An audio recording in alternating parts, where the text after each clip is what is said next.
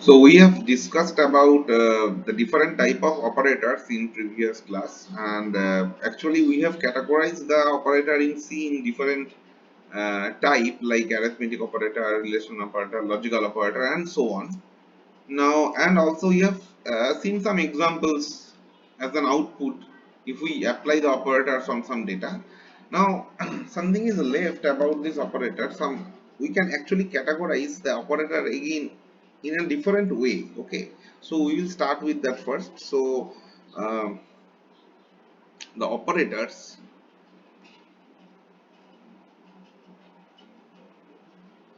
again can be categorized depends on how many operand are being used for in that situation. Depends on that, actually there are three types of operator. One is called unary operator,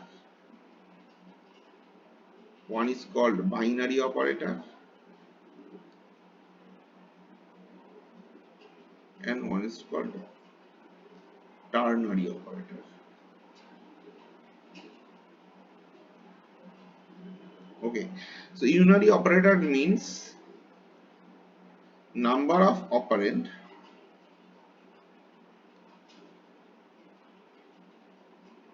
is applied on only one. Here the number of operand we have is equal to 2, and here the number of operand we have is equal to 3. So depends on only the number of operand that is used in that situation, this categorization is done. So we will see some examples of this, and then we will move for the other part of the operator. So for example, if we start with the unary operator,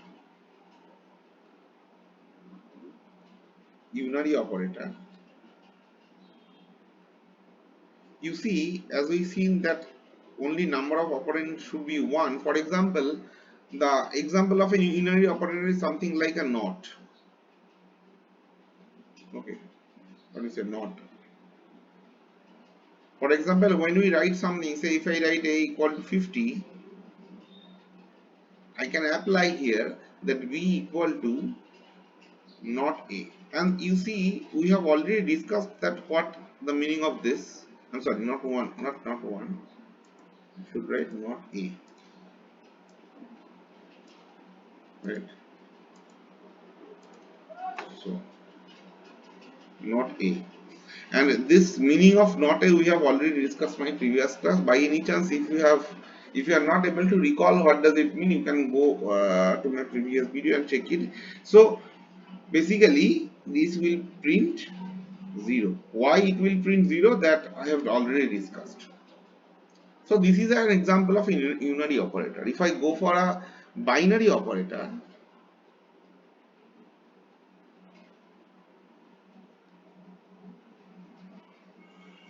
you will see that most of the operation that we generally do in various mathematical problems are actually binary operator. For example, plus, it can be minus, it can be multiplication, it can be division, or it can be, say, logical AND, or maybe logical OR. You see, all these different type of operation require at least two operand in either side, in both side actually, right? So that's why these are called binary operator. That is the only reason. Okay. And similarly, if I call ternary operator, this is something new for you. Sorry, ternary operator. This is something new for you. This ternary operator is mainly used in case of condition. What does it mean?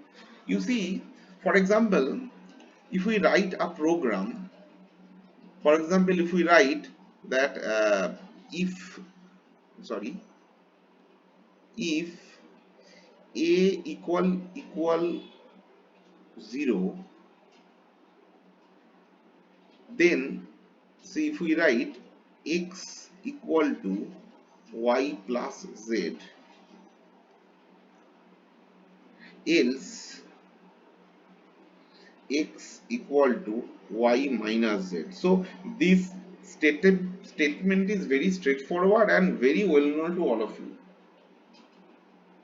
Writing if else condition, if else statement, some condition within if, and how to write something over here.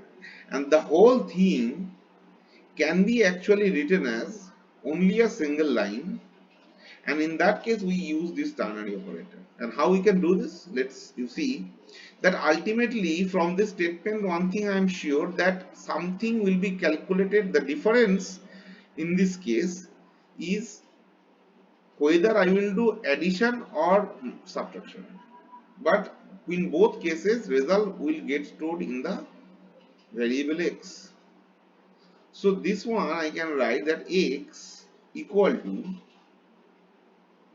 now see whether x equal to y plus z or y minus z, it depends upon what is the condition of this a, whether it is 0 or not, right? This is what I can write in a, if I want to write the same situation in a single line, I can say that it will be something like a equal 0. I mean the condition first, and after this we must have an exclamation, sorry, a question mark like this, if this is true or not. Now if the result is true, I mean sorry, the operation that you want to execute, when this condition is true, you should write after this question mark. And what operation we will do? The operation we will do is y plus z, not as a whole. Remember, I will not write x equal to y plus z, because this x equal to part I have already written over here. I will write only y plus z. That's all. Now, if the condition is false, then what to do? Then I have to consider y minus z, and the other condition we write keeping a colon, something like this. So the four lines of code that is representing the operation, the same operation is represented by a single line. And here, since we have, and this is what the ternary operator used over here, is actually dealing with three different cases, three different operation. Either it's checking or addition or subtraction. Okay, so this is a way by which you can use the conditional operator in this way. So these are some example about the different category of operators, right? Now we will go for other detail of the operator, for example about their precedence.